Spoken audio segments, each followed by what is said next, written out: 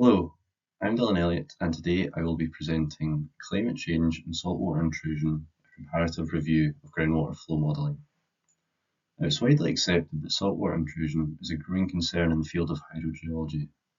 However, through use of groundwater flow modelling, saltwater intrusion can be greater understood and turn more accurately predicted, allowing for coastal communities to mitigate the effects through sustainable groundwater management.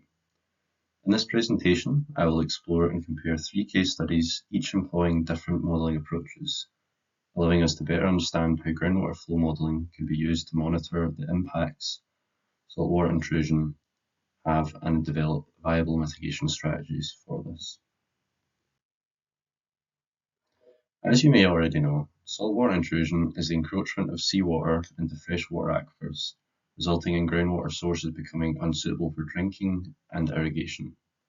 This phenomenon is particularly concerning in coastal regions, where the extraction of groundwater is often the primary source of fresh water in the area.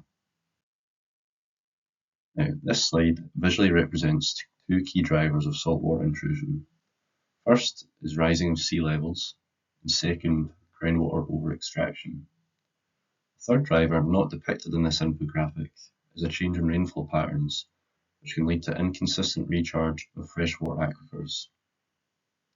As climate change continues to intensify, it is predicted that these drivers of saltwater intrusion are expected to worsen and promote one another in a vicious cycle, leading to more severe and widespread saltwater intrusion. This brings significant implications in turn, including freshwater scarcity, agricultural losses, and ecosystem degradation. Through understanding these processes, groundwater flow modelling can be used, and we can help develop effective strategies to mitigate saltwater intrusion and protect freshwater resources. Now, in this presentation, we will cover four key objectives.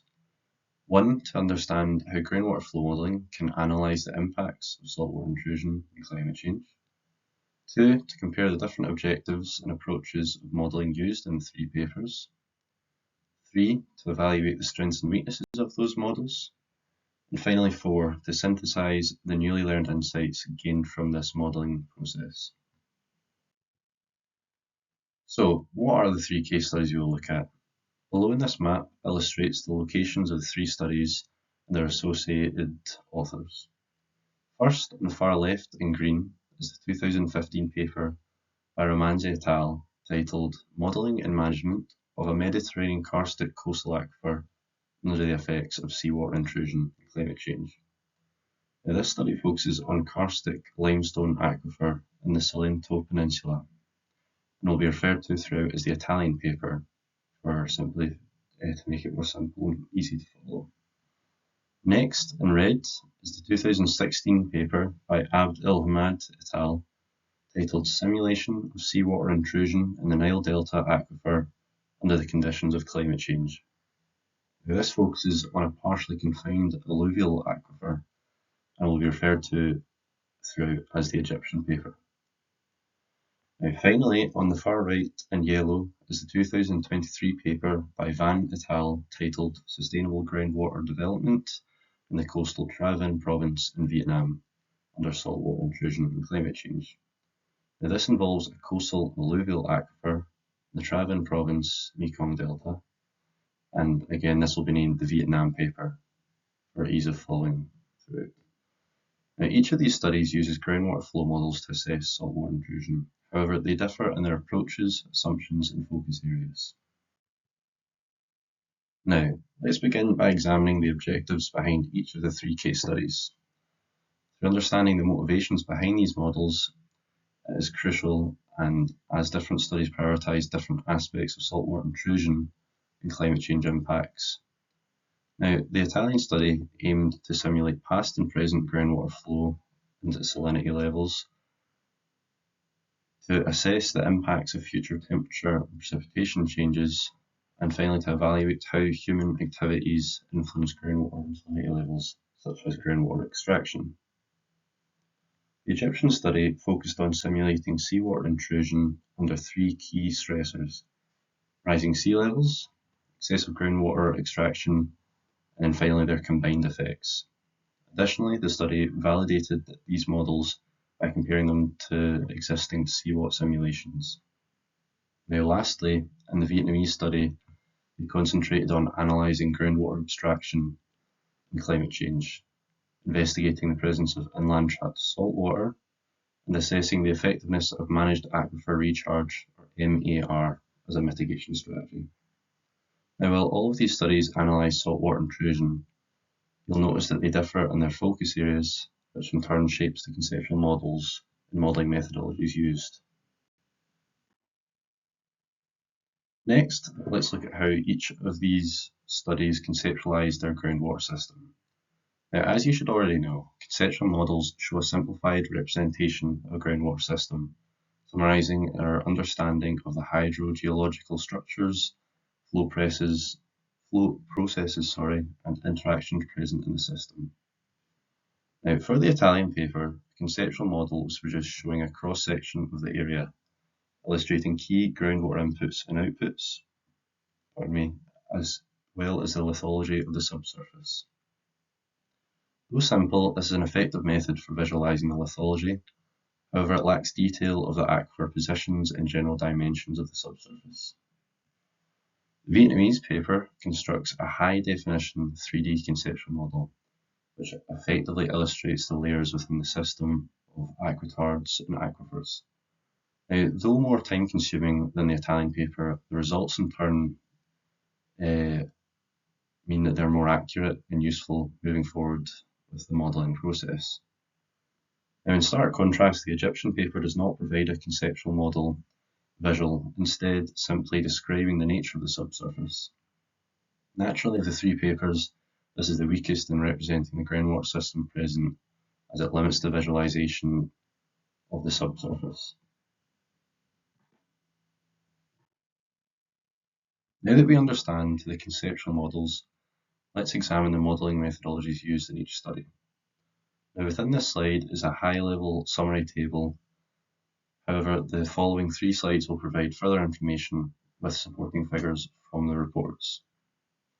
Now, all 3 studies at some point used the CWAT modelling process for groundwater flow and solid transport simulations. However, only 2 of the studies, the Italian and the Vietnam studies, used the mod flow, while the Egyptian study incorporated a 2D FEST finite element model instead. Grid resolutions throughout varied in terms of their dimensions, as shown in the table. And in the Egyptian study, I had a contrast where instead of cells and rows, columns and layers, they focused on 3 vertical cross sections spanning 70 to 150 kilometers in length. Each of the 3 models was calibrated using some form of field data, such as historical piezometric levels, total dissolved solid measurements, and climate projections. These ensured that simulations accurately reflected observed groundwater conditions. However, the methods of the derivation of these key parameters varied in depth and accuracy, as shown in the table. The Italian study utilised a 3-dimensional numerical model built in ModFlow and CWAT, calibrated using historical piezometric and salinity data spanning nearly 7 decades by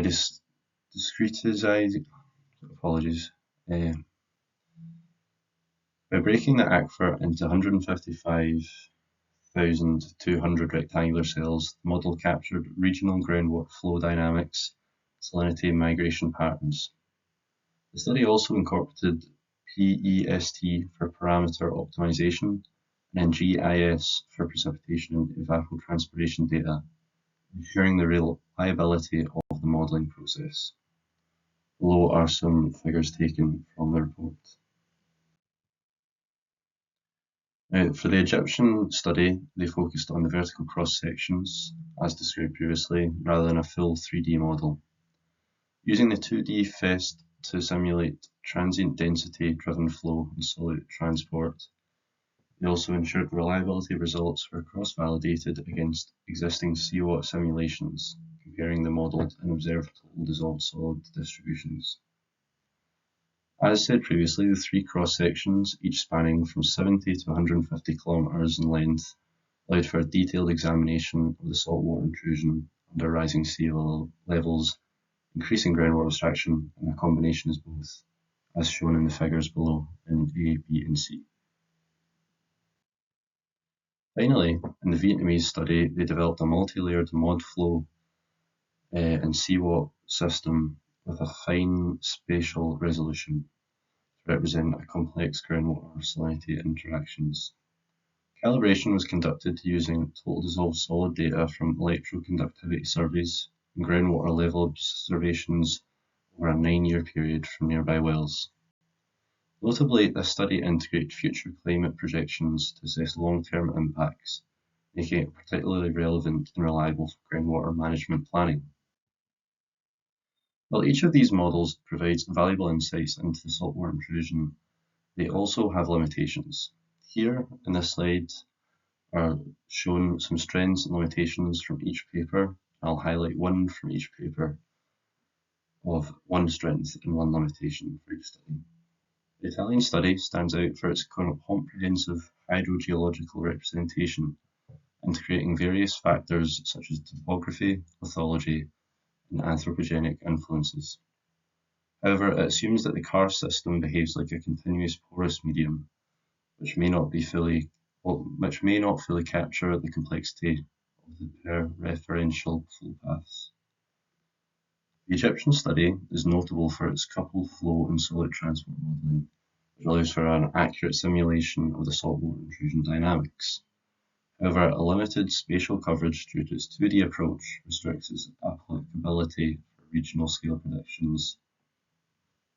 Finally, the Vietnamese study excels in integrating climate change projections and mitigation scenario testing, providing practical insights for water resource management. However, it relies on simplified representations of human water use, which may overlook some seasonal variations in the groundwater abstraction. Understanding these strengths and weaknesses helps us critically evaluate how different modelling choices affect our understanding of a system. Having compared the methodologies, strengths and limitations of each study, we can now extract 3 key insights from all 3 studies. First, in terms of modelling approaches, there is no single model that universally applies to all coastal aquifers. The choice of the modelling process depends on the hydrogeological setting, available data, and research objectives that are aimed to achieve. Second, when considering the causes of saltwater intrusion, all studies confirm that groundwater over-extraction is a dominant factor over climate change, especially sea rise. However, this does in turn act as an accelerating force and is second to this. Finally, when it comes to the mitigation strategies, all studies highlight the need for a combination of reduced groundwater abstraction and managed aquifer recharge as the most effective solution for long-term groundwater sustainability. Here's a list of references for the papers, figures, and further research used throughout this presentation, all following the Harvard referencing style. And that is the end of the presentation. I hope you enjoyed and now better understand how groundwater flow modelling can be used to predict and mitigate the impacts of saltwater intrusion. Thank you for listening.